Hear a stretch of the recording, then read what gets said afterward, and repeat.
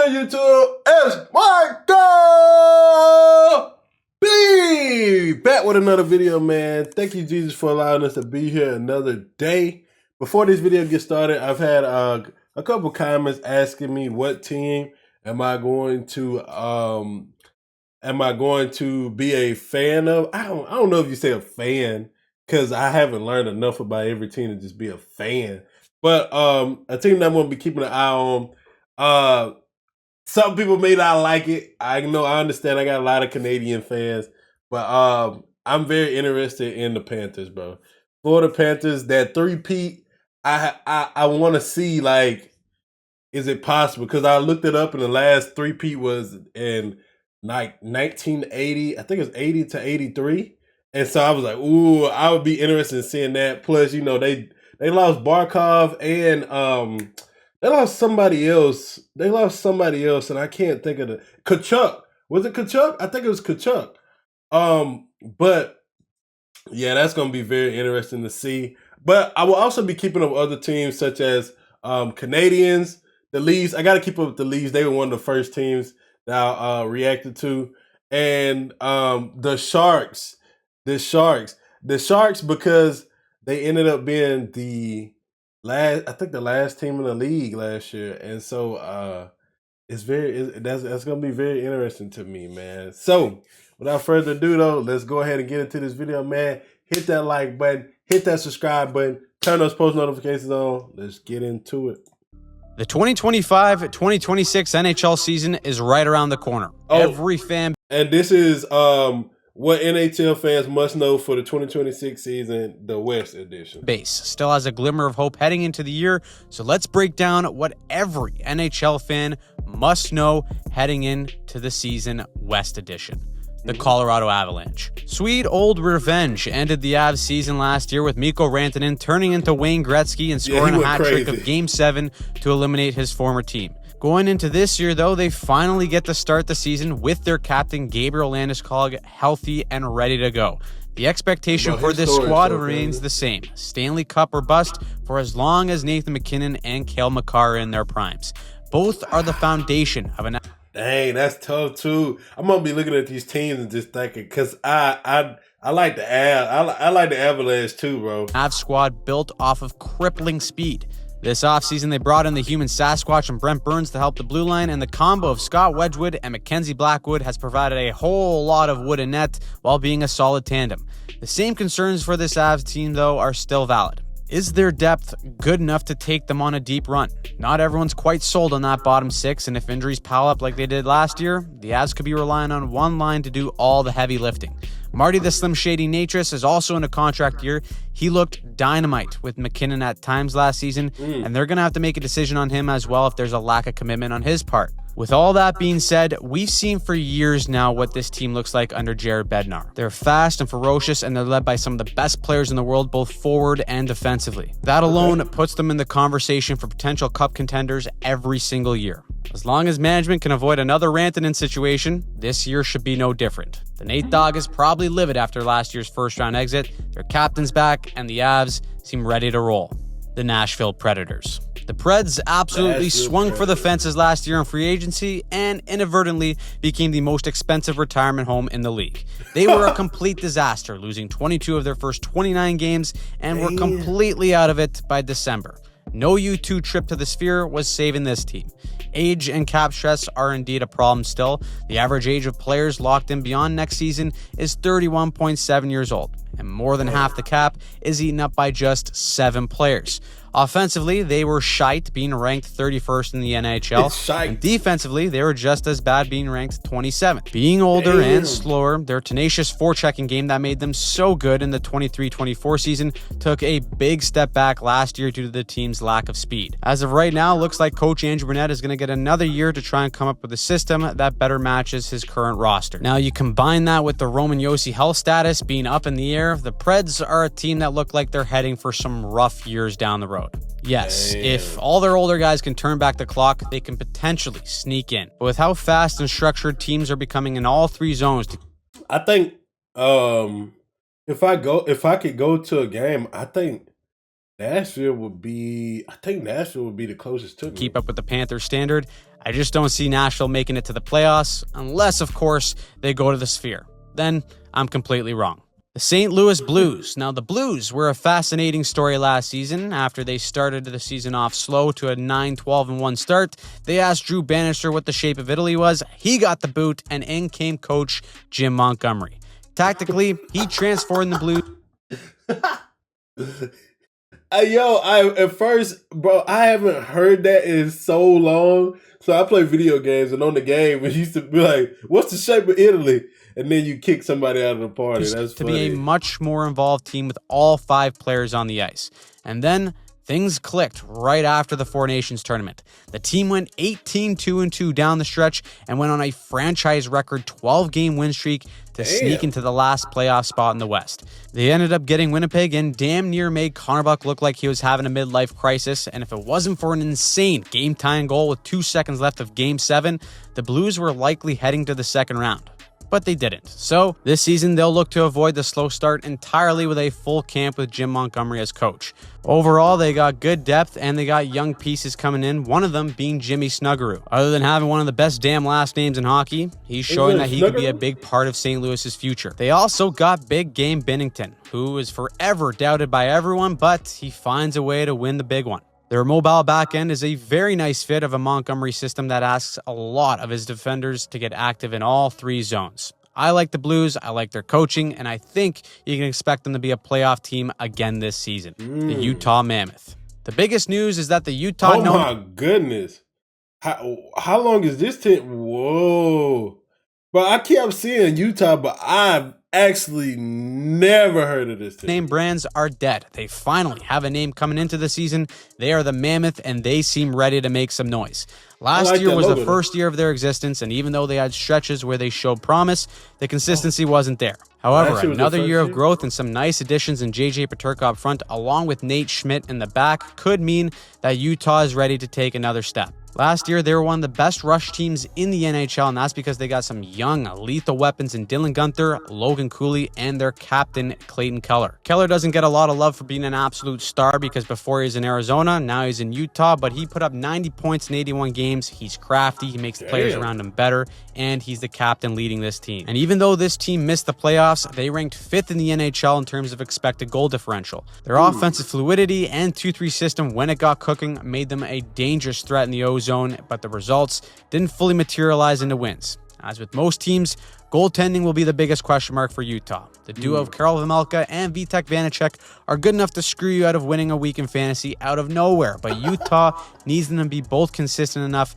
to help them make the playoffs. Overall, the Mammoth are going to be an exciting team to watch that are going to be right on the bubble of playoff contention. The good news is that Gary probably wants them to make the playoffs after dumping all that money into it, so maybe he finds a way to slip the refs a 20 before each game so that Utah can start off on the power play. The Minnesota Wild. The Wild have actually been the embodiment of mid for years now. There's a reason why they're called the Minnesota Mild, but last season was a tiny bit different. Stretches of dominance and flashes of brilliance, but also ugly cold spells and injuries to bring everyone back to earth. They started strong with 20 wins in their first 30 games. Kirill the Thrill Kaprizov was in MVP form, leading the league in scoring, but then he got hurt and everything went upside down. February was brutal. They were winless and nearly got outscored 2-1, but they were able to keep things on the rails just long enough to make it into the playoffs and get bounced by Vegas in 6 games. That's now 10 straight seasons without advancing past the first round. Now, the noise coming into this season is the future of Kaprizov with him on the last year of his deal. He reportedly turned down an 8-year, $16 million deal that would have been the largest in NHL history. Of course, that's because there are reports that he feels he could get more than that. Now, Kaprizov is damn good, and at his best, he could be one of, if not the best winger in the league. But at 18 or even 19 million, that's just no bueno. We don't even know if Connor McDavid is going to get that type of money, and that puts the Wild in a very curious spot. Do they pay the man the bag to keep one of the best players in franchise history a Wild, or do they move on and try and build in the aggregate? In addition to that, health is a serious concern as Kaprizov has never played a full 82-game season. From top to bottom, the Wild are likely a playoff team. The best ability is availability. Best thing I ever heard, man. You got to be able to play. But not one that makes any noise. And in a season where their best player is looking for the bag, there are some tough decisions that loom going forward. If Minnesota doesn't have a committed Kaprizov and is way out of it come December, there could be a massive change in the middle of the season. The Chicago Bedards. Yes, the Blackhawks will get their name back as soon as they prove to me and everyone else that they're more than just Connor Bedard. Until then, the kid is under immense pressure to prove to everyone that he can live up to the hype. They finished second last in the league last season, with Bedard seeing a slight dip in production. People are already quick to make their judgments about Bedard and his projection. However, at just 20 years old, he's led the team in scoring in both of his seasons, and he's doing it with virtually no help. It'll probably be the same this year, as the Hawks did try to add some secondary scoring in Burakovsky, Toninato, and Lafferty, but nothing's moving the needle. The hope here is that a player like Frank and Nazar can take another step and absorb some of the heat off of Bedard on any given night. Now, Nazar just got a nice payday this offseason, so expectations are very clear. They also got a new coach in Jeff Blashill, which has Red Wings fans saying, good luck, pal, but this year is likely another year of misery in Chicago. That being said, is he a bad coach? Yo, he be dissing a lot of folks, bro. This dude can't be a season filled with disaster. There needs to be improvement for guys like Bedard and Nazar while learning how to become a more competitive team each and every night. It's dark times in Chicago, but if they play their cards right, the future can be theirs. The Dallas Stars. An ugly breakup is just the worst, and that's exactly what went down between Coach Pete DeBoer and the Dallas Stars. After giving Jake Ottinger the yank early in Game 5 of the conference finals and then burying him post-game, there was no turning back. So, the Stars have fired the very man who took them to 3 straight conference finals. Bro, I remember when Ottinger got pulled. I remember when he got pulled, and I was like, well, dang, it ain't, because he had gave up some goals, but like you could see the score was 3-1. I was like, dang, it wasn't really that bad, but I didn't know he went off on it. He dissed him in the postgame and brought in Glenn Gulletson. Now, there is some question marks regarding this roster, as they had a ton of turnover with their depth both up front and on defense. A full year with the Moose Mikko Rantanen should be nice, but it's hard to say if the Stars truly improved from last season with the coaching change. Dallas is undoubtedly a playoff team. They got too much talent and game breakers not to be. But until we see how that talent is deployed under Gulletson's system, I'm not sure we can fully deem them as a bona fide cup contender. Then again, because we're skeptical, watch them rally around their new coach and sweep the Panthers in the finals. Sometimes that's just the way she goes. The Winnipeg Jets. The Jets spent a lot of time on people's fraud watch last year after winning the President's Trophy. I'll keep an eye on them. Those people were almost correct after Connor Hellebuck couldn't stop a beach ball in round 1 and almost lost in 7 games to St. Louis. Luckily for them, they survived another round just to be bounced in. Chill out, man. Chill out, man. Hellebuck was having a rough time in the playoffs, bro. It was rough. It was rough. 6 by Dallas. This year, the roster remains mostly the same with some key additions. First is Gustav Nyquist, who can provide some depth scoring, and second is the hometown kid, Jonathan Toews. That's right. He's done puking in India for his detox, and he's ready to get back to the game. He's 37 and hasn't played in a few years, so there's a ton of question marks, but the IQ doesn't go away. Formerly one of the most intelligent two-way forwards in the modern NHL and an absolute gamer, this could be a home run if his body is up to the grind. The rest of the team is still solid. They're deep both up front and on the back, and they're extremely well coached, as their neutral and defensive zone coverage suffocated teams last season. Then you have the reigning MVP in Connor Hellebuck. He can be unbeatable some nights, which made them a bona fide playoff team. However, it's his play in the postseason that has everyone skeptical to name the Jets true cup contenders. As good and as well coached as this team is, they will only ever go as far as Connor Hellebuck will take them. The Anaheim Ducks. After years of being ass, it looks like the rebuild in Anaheim may finally be turning the corner. Okay. They were never truly in the Pacific Division race. It's a years of being ass.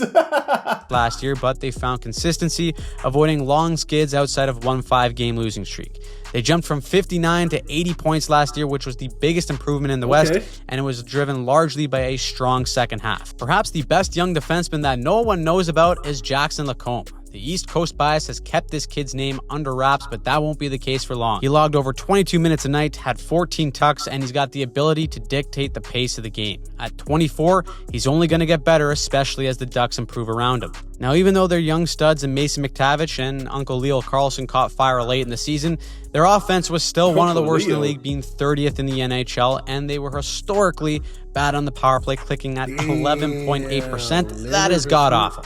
But here's the thing, Slick. The Ducks made some moves this offseason. First, they brought in the PETA guy from Sausage Party and Chris Kreider. Injuries could be a problem, but the man is a menace in the crease and will be a big improvement in the net front on the peeper. They also brought in assistant Jay Woodcroft to help with the power play. He's the guy, if you remember, who turned Edmonton's power play into a cheat code in the 2023 season. Then he got sent into the shadow realm after the Oilers had a historically bad start. The biggest change on the bench, though, is them bringing in Joel Quenneville. After 4 years away from the game, Quenneville, strictly from a hockey standpoint, can take this team to the next level. Now, the game has evolved drastically. Strictly from a hockey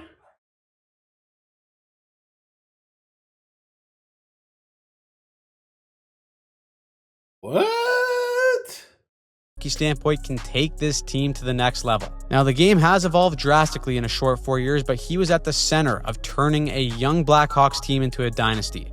We will monitor how he does this tactically throughout the year on the channel, but the Ducks went out and got someone who's been there and done that. Aside from Mason McTavish still not being signed as we make this video, I love the Ducks heading into the season as a dark horse, and I expect them to flirt with a wild card spot and potentially be a coin toss for actually making it into the dance. The Calgary Flames. Yes, the Canadian team stuck in mid-purgatory missed the playoffs by precisely 0 points. They actually didn't make it because the Blues had the tiebreak. Even though everyone's still piss poor about trading Matthew Tkachuk and catapulting a dynasty in Florida, their only saving grace for their fans has been to watch McDavid and the Oilers losing back-to-back cup finals. The Flames are a team that are just caught in the middle right now. They had two 50-point scorers in Jonathan Huberdeau and Nazem the Dream Kadri, and they're both over 30 and locked into long-term deals. They do got some young bucks coming in, mainly in defenseman Zane Parekh, who is a highly touted defensive prospect that can hopefully turn out to be a stud puck-moving D on the level of some of the very best in the game. But that doesn't help them right now. The Flames, depending on their start and where they are near the trade deadline, may sell the farm to fully commit to a rebuild. Defenseman Rasmus Andersson has already been in trade rumors forever, and it almost seems inevitable at this point that he gets dealt. However, there is one bright spot that could have Calgary surprising people again this year, and that is the Wolf Pack in between the pipes, Dustin Wolf. Calder caliber season, finished 29-16-8 with a .910 save percentage. He was a huge reason why they flirted with a playoff spot, and if he follows that up this season, they could find themselves in the same situation. Now, like I've said in the past, goalies weird me out. They're inconsistent, tough to project, and are at the mercy of the structure and defense in front of them. So who knows? But expect Calgary to go one of two ways this season. Either a total tire fire if they decide to sell the farm, or just mid enough to stick around in the playoff hunt. Regardless, I wouldn't expect to see them in the playoffs.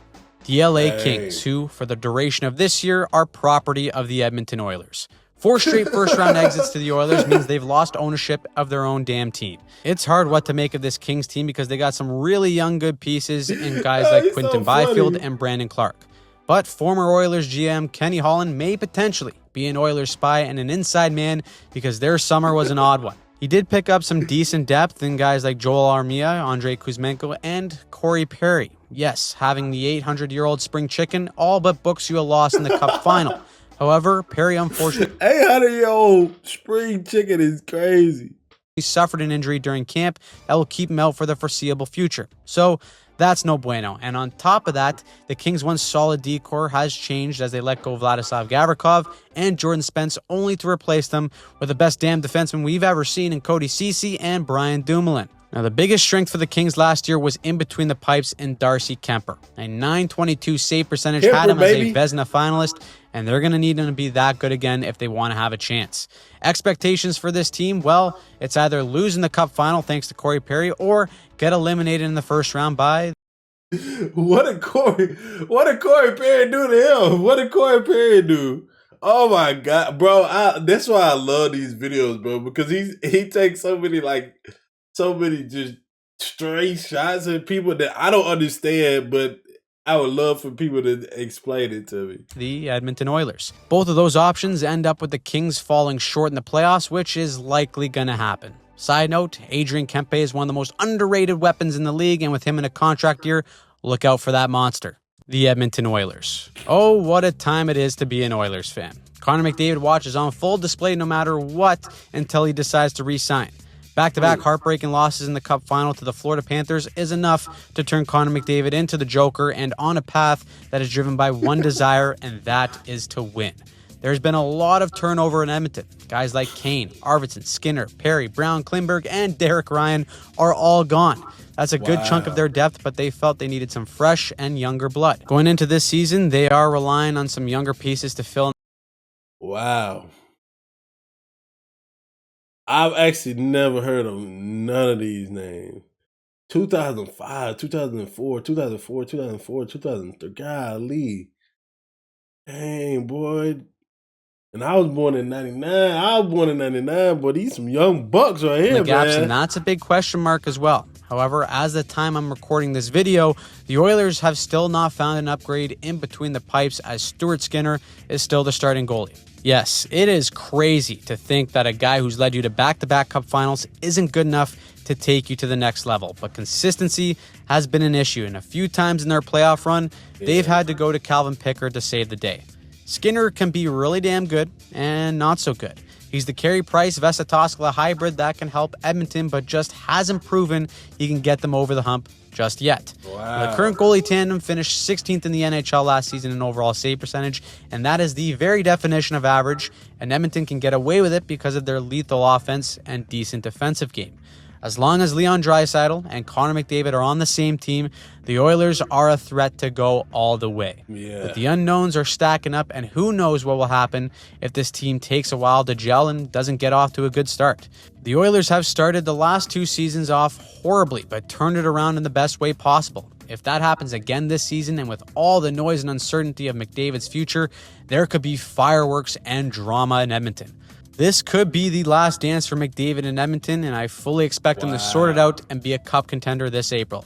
Beyond that, who the hell knows? The San Jose Sharks. The Sharks finished last year as the worst team in the NHL, but you wouldn't know it because of how bright the future is. Yes, they suck, but Macklin Celebrini looks poised to be the future superstar of this league. Already playing an impressive two-way game at just 18 years old, he put up 63 points in 71 games and may have won the Calder if he didn't get hurt. The Fresh Prince of San Jose and Will Smith also improved greatly as the year went on, and they got some young the cavalry bucks. Is coming for the Sharks. Got that flow they going are too. Widely considered to have one of the best prospect pools in the NHL, and they just drafted another potential stud second overall in Michael Misa. A 1-2 punch of Celebrini and Misa for the next decade could be a nightmare for the league. Also, they traded for Carey Price. Now, don't get your hopes up. It's just a paper transaction for cap reasons. But in between the pipes, they got Yaroslav Askarov, who will likely be the 10D of the future in San Jose. Aside for the Sharks being a lock to become the future 2026 Cup champs, this will likely be another year of growth for the very young core. A year with them not being one of the worst teams in the league would be a fantastic start. I don't have them flirting with the playoffs just yet, but I think they'll follow a similar path to Anaheim's season last year. A solid improvement led by their young guns coming into their own.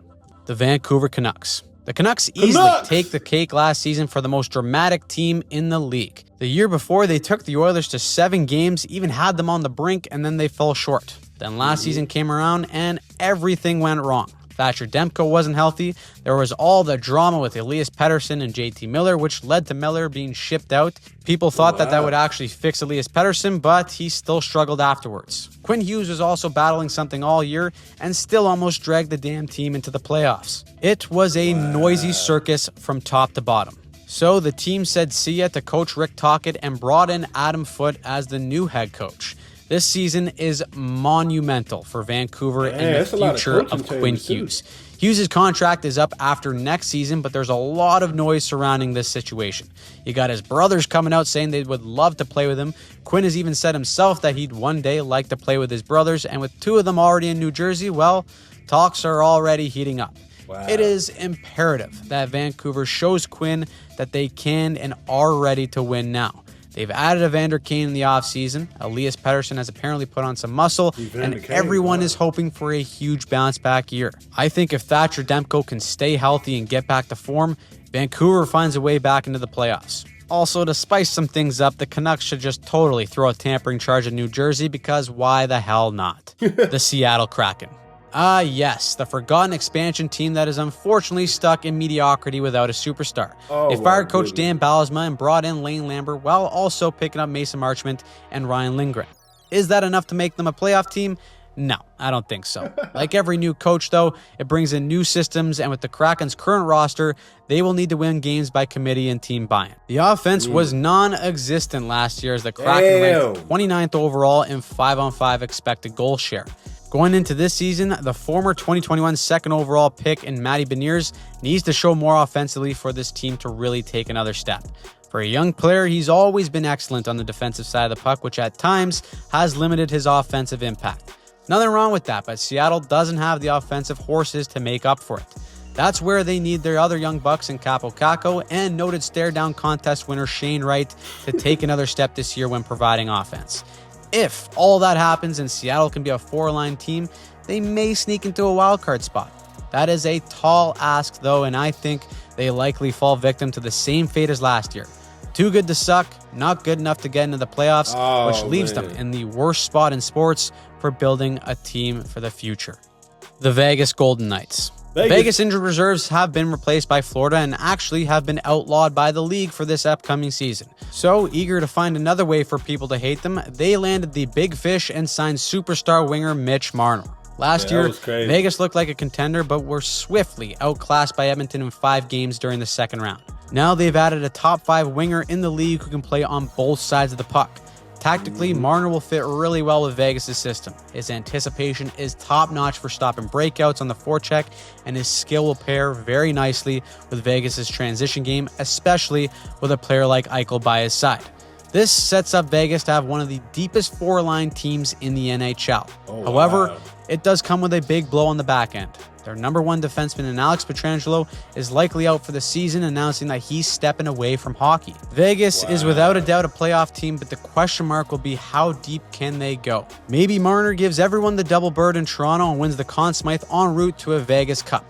Or maybe he shits the bed again come playoffs, and Vegas is looking to find answers. Jack Eichel is also in the last year of his deal, and as I'm recording this, he hasn't signed an extension, but no one's really worried that he's going to leave. Either way, it looks like Vegas is going to be a cup contender going into next season. So, who do you think stands out in the West? Who's going to be the best team? Who's going to be the worst team? Drop a comment down below. Let us know your thoughts, and make sure you're subscribed and turn on notifications for the channel. We're going to have the East version of this video coming out very shortly in the next couple days or so. We will also have weekly recaps for when the season starts and team and player breakdowns all throughout the week. So, this is the place to be if you're a hockey fan. So, stick around, and we'll see you in the next psychology, one. Man. 280,000. He deserves a lot more. He deserves a lot more. I hope you guys have enjoyed this video. If you did, hit that like button, hit the subscribe button, turn those post notifications on, and let me know who's your team, man. Who's your team for the season? Who you gonna be rooting for? Who you think gonna pull it out in the end, man? Who gonna raise that Stanley Cup trophy, man? But that's gonna be the end of it, man. Stay peaceful, stay positive, stay disciplined, and always, always, always be kind.